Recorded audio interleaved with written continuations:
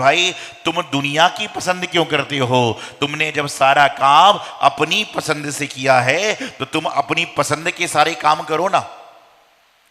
ध्यान रखना, आपके मोबाइल में ऑप्शन है पिक्चर खींचने का, सेव करने का, और साथ में एक ऑप्शन और है डिलीट करने का। ये प्रत्येक व्यक्ति के मोबाइल में, प्रत्येक व्यक्ति के लैपटॉप में, प्रत्येक व्यक्ति के आईपैड में जो जो संसाधन है सब में आपके पास में स्टोरेज करने का भी साधन है, मेमोरी को डिलीट करने का साधन भी है, सेव करने का साधन भी है। लेकिन ये कैमरा आपके पास में है, और इस कैमरे का मुंह कहां पर होता है? जहां पर हम कर देते हैं। लेकिन जो परमात्मा रूपी कैमरा है उसका मुंह चारों ओर है, और परमात्मा रूपी जो कैमरा है, परमात्मा रूपी जो कैमरा है उसमें ऑप्शन मात्र सेव का है, डिलीट का ऑप्शन नहीं है। तो जो भी आप कर रहे हो सारी आपकी फोटो ऊपर परमात्मा के कैमरे में खिंच रही है, और वहां जाकर सेव हो रही है, वहां जाकर आरक्षित हो रही है। वहां डिलीट का ऑप्शन नहीं है, वहां तो सिर्फ सेव का ऑप्शन है। आपके पास भले डिलीट का ऑप्शन है, आपके पास में मेमोरी को डिलीट करने का ऑप्शन है, लेकिन परमात्मा के पास सेव करने का ऑप्शन। विचार करिए, आपके पास दो पलड़े हैं, आपसे कहा जाए कि एक पलड़े में सारा पुण्य रख दो और एक पलड़े में सारा पाप रख दो, तो कौन सा पलड़ा भारी होगा आपके हिसाब से? पक्का? मंदिर में बैठे हो इसलिए नहीं, सच बोलना। सुबह से लेकर 24 घंटे में कितना पुण्य करते हो, कितना पाप करते हो, भी जोड़ लेना। जैसा खाना खाते हो डकार वैसे ही आती है। 24 घंटे में मंदिर में कितना मिनट निकालते हो, मंदिर में कितनी देर पाठ करते हो, मंदिर में कितनी देर जाप करते हो, और मंदिर के बाहर कितनी बार पाप करते हो? विचार करना, ध्यान रखिएगा। पाप कितना भी बड़ा क्यों ना हो, लेकिन पुण्य 1% भी होगा तो वह सारे पाप को गलगा देगा, सारे पाप का समापन कर देगा। सारे संपदा, सारे दुनिया का पुण्य, सारी दुनिया का पाप यदि जोड़ोगे तो पुण्य कम होगा, लेकिन वह हमेशा पाप से भारी होता है। जाप आप एक करते हो, लेकिन आपकी जाप आपके सारे पाप को समाप्त कर देती है। कैसे पाप करते हो? पिक्चर देखने गए कभी?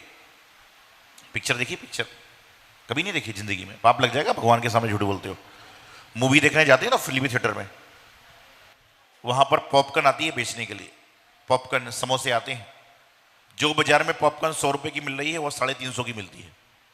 लेते हो, खाते हो, और 150 रुपए टिप के रूप में बेरे को उसको दे के आ जाते हो।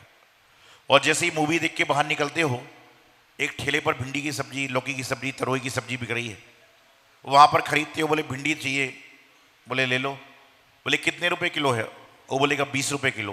क्या बोलते हो? अरे आपका पड़ोसी क्या बोलता है? आप तो अच्छे आदमी हो, बताओ पड़ोसी क्या बोलता है? 20 रुपए किलो की भिंडी, बोले 17 में देगा क्या?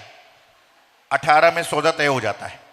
18 में सौदा तय हो जाता है, 2 रुपए वापिस ले लेते हो, और जब जाने लगते हो तो थोड़ा सा धनिया मिर्ची नींबू डलवा लेते हो, बोले थोड़ा साथ में दे दो ना।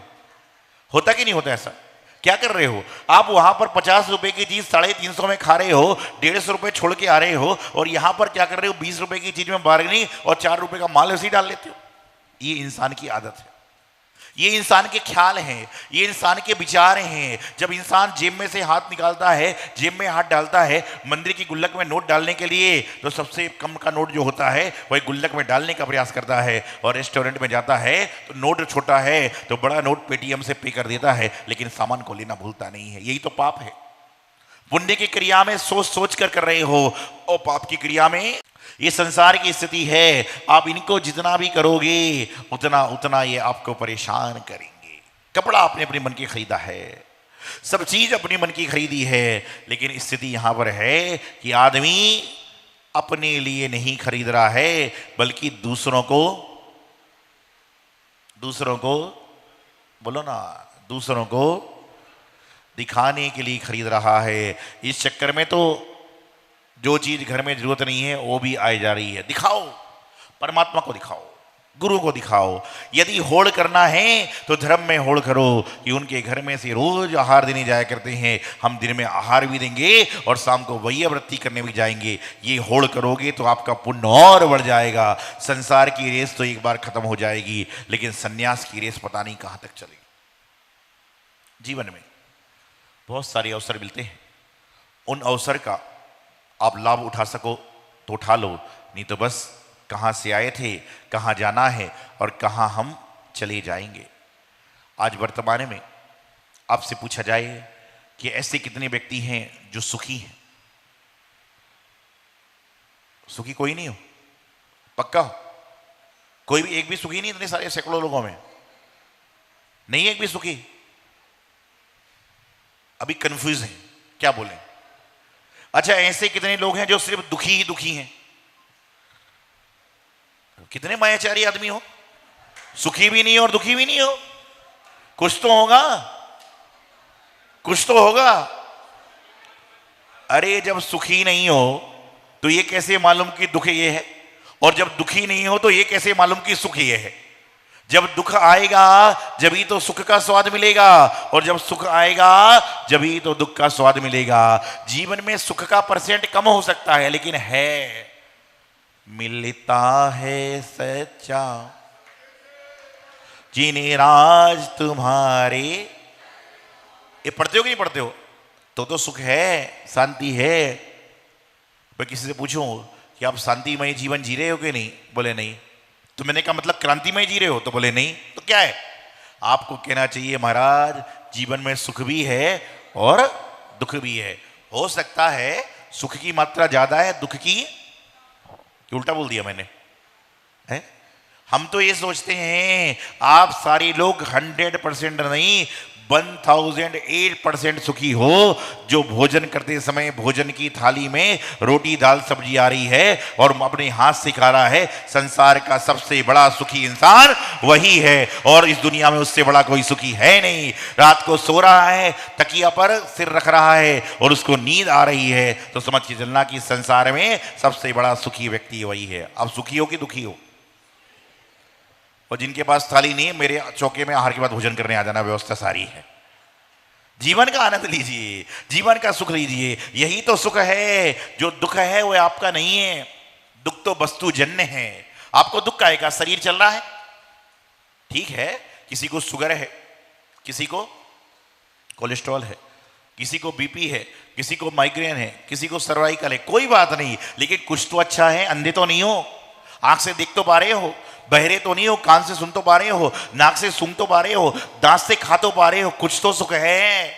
कईयों को तो वह भी नहीं है। तुम्हें तो घर वाले मना मना के खिला रहे हैं और तुम मना कर करके खा रहे हो।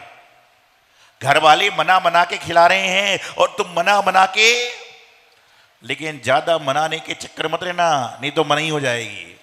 एक बार कोई पूछे, एक बार मना करना ठीक है, बार बार मना करोगे तो मना ही हो जाएगी। एक बार ऐसा ही हुआ, एक व्यक्ति की आदत थी कि जब तक उसको 2-3 बार कोई भोजन को ना पूछे तक करता नहीं, और उसको खमन बहुत पसंद था। खमन, खमन समझते हो क्या बोलते हैं? ढोकला, खमन ढोकला बड़ा पसंद था। आज का त्याग है, खाना मत कोई, आज नियम में ढोकला ही त्याग। तो जहां पर भी ढोकला मिलता वो सिर्फ ढोकला ही खाता और कुछ नहीं खाता। अब कहीं किसी के घर में गया, बोले ढोकला खा लीजिए, बोले नहीं मुझे इच्छा नहीं है। दूसरी बार पूछा कि ढोकले खा लीजिए, उसने कहा इच्छा नहीं थी। इच्छा प्रबल थी, वो सोच रहा था जैसे ही तीसरी बार बोलेगा मैं खा लूंगा। तीसरी बार उसने कहा कि भाई ढोकले तो खत्म हो गए हैं, अब पापड़ खा लीजिए। ढोकले तो खत्म हो गए हैं, पापड़ खा लीजिए। बोले नहीं ढोकले ही खा लेता हूं। बोले नहीं आपने 2 बार मना किया तो हमें लगा कि आप